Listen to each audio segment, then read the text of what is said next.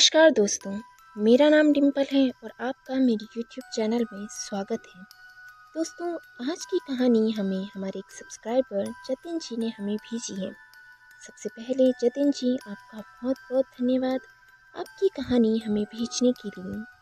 तो दोस्तों, जल्दी से अपने ईयरफोन्स लगा लीजिए। आइए दोस्तों, हम कहानी शुरू करते हैं। दोस्तों, जतिन जी जो है वो भी अपने कॉलेज के सेकेंड ईयर में पढ़ रहे हैं और ये जो घटना है ये जतिन जी के साथ उनके फर्स्ट ईयर की वेकेशंस के दौरान घटी थी। दोस्तों, कुछ महीने पहले जब जतिन जी अपने वेकेशन में पहली बार अपने गांव घूमने जा रहे थे तो अपने गांव घूमने जाने के लिए वो काफ़ी एक्साइटेड थे, क्योंकि इससे पहले वो कभी भी अपने गांव नहीं गए थे। दोस्तों, जतिन जी के साथ उनके परिवार का कोई भी दूसरा सदस्य उनके साथ नहीं जा रहा था। जतिन जी अकेले ही अपने गांव जा रहे थे। हालांकि जतिन जी को अपने गांव का एड्रेस भी अच्छी तरह से मालूम नहीं था, लेकिन लोकेशंस और लोगों से पूछते पूछते जतिन जी अपने गांव की उन गलियों में पहुंच गए थे। उन गांव की गलियों से गुजरते हुए धीरे धीरे जतिन जी की जो एक्साइटमेंट थी अपने गांव को देखने और घूमने को लेकर, वो एक अजीब सी बेचैनी में बदलने लगी। और जैसे जैसे जतिन जी अपने घर की तरफ आने लगे तो वो बेचैनी और भी ज़्यादा बढ़ने लगी। और गांव की उन गलियों से गुजरते हुए अचानक जतिन जी के पैर वहीं रुक गए।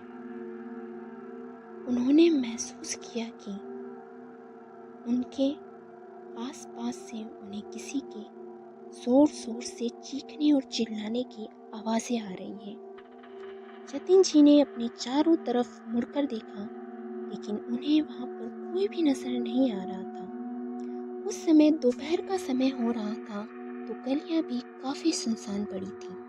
जतिन जी को समझ नहीं आया कि आखिर उन सुनसान गलियों में से इतनी जोर से चीखने और चिल्लाने की आवाज़ें आखिर आ कहाँ से रही है। उन्होंने सोचा कि हो सकता है ये उनका कोई भ्रम होगा। ऐसा सोचकर जतिन जी आगे बढ़ने लगे।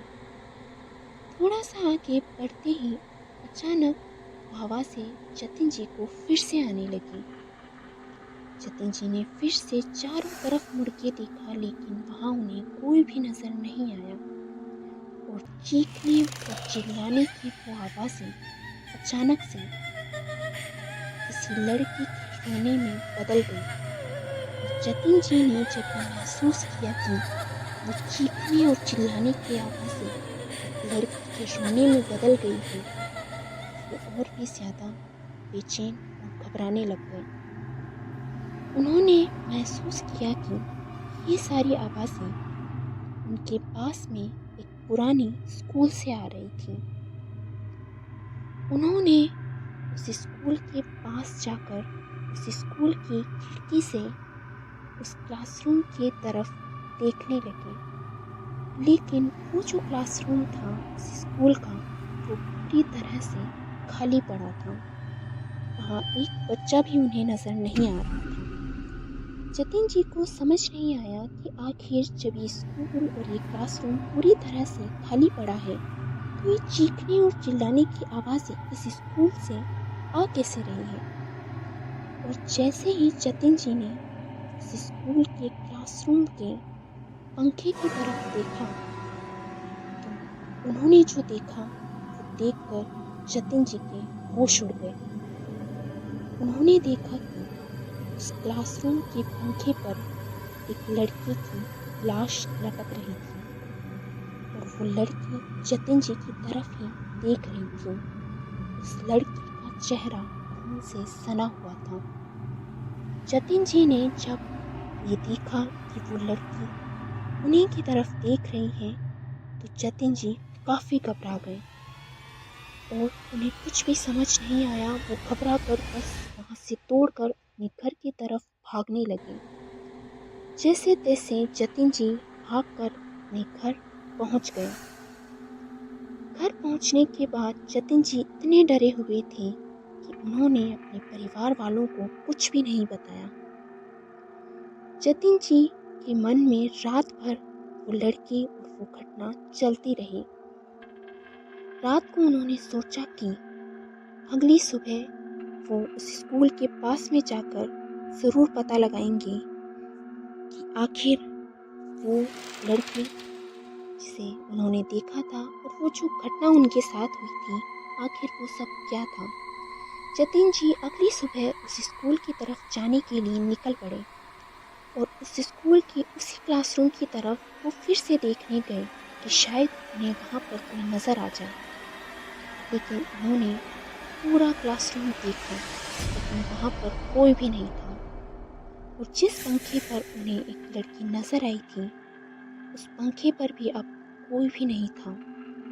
जतिन जी को समझ नहीं आ रहा था कि जिस लड़की और जिस घटना को उन्होंने कल देखा था, आखिर अब ऐसा कुछ भी नहीं है वहाँ। और यही सोचते सोचते जतिन जी उस स्कूल के बाहर सीढ़ियों पर ही बैठ गए और उस घटना के बारे में सोचने लगे। और सोचने के दौरान ही अचानक से फिर से जतिन जी को उस लड़की के रोने की आवाज़ें आने लगी। और जैसे ही जतिन जी ने पीछे मुड़कर देखा तो उनके रोंगटे खड़े हो गए। वो जो लड़की कल उन्हें पंखे से लटकी नज़र आ रही थी, आज उनके पीछे बैठी हुई थी। वो लड़की लगातार मानो जतिन जी को अपनी तरफ बुला रही थी, मानो जतिन जी से कोई मदद मांग रही थी। लेकिन जैसे ही जतिन जी ने ये देखा, जतिन जी काफ़ी डर गए। हालांकि वो यहाँ पता लगाने आए थे इस घटना के बारे में, लेकिन उस लड़की को देखकर वो काफ़ी डर गए और फिर से दौड़कर अपने घर की तरफ लौट आए। और जब वो घर लौटे तो उनके परिवार वाले उनसे पूछने लग गए कि आखिर वो कहाँ गए थे और इतना घबराते हुए कैसे लौटे। तो उनके कुछ दोस्त भी उनके गांव के वहाँ मौजूद थे। और जतिन जी ने जब इस घटना के बारे में सबको बताया तो गांव वालों ने और उनके परिवार वालों ने उन्हें बताया कि वो जो स्कूल थी वो काफ़ी पहले ही बंद हो गई। ऐसा कहा जाता है कि इस स्कूल में एक लड़की पढ़ा करती थी और उस लड़की के साथ वहाँ काफ़ी टॉर्चर हुआ था। उस लड़की को इतना टॉर्चर सहन करना पड़ रहा था कि आखिर उसने फांसी से लटकना ही मंजूर किया। और इस घटना के बाद से ही वो लड़की वहाँ से गुजरने वाले हर एक इंसान को नज़र आने लग गई थी और तब से उस स्कूल को बंद कर दिया गया। और अगर वहाँ से कोई भी गुजरता तो वो लड़की उन्हें अपनी मदद के लिए बुलाती। ये घटना और ये कहानी जानने के बाद जतिन जी को काफ़ी दुख भी हुआ कि आखिर उस लड़की को कुछ लोगों की वजह से अपनी जान गंवानी पड़ी। लेकिन जतिन जी काफ़ी डर गए थे। तो उस घटना के बाद से जतिन जी कभी भी उस स्कूल की तरफ नहीं गए।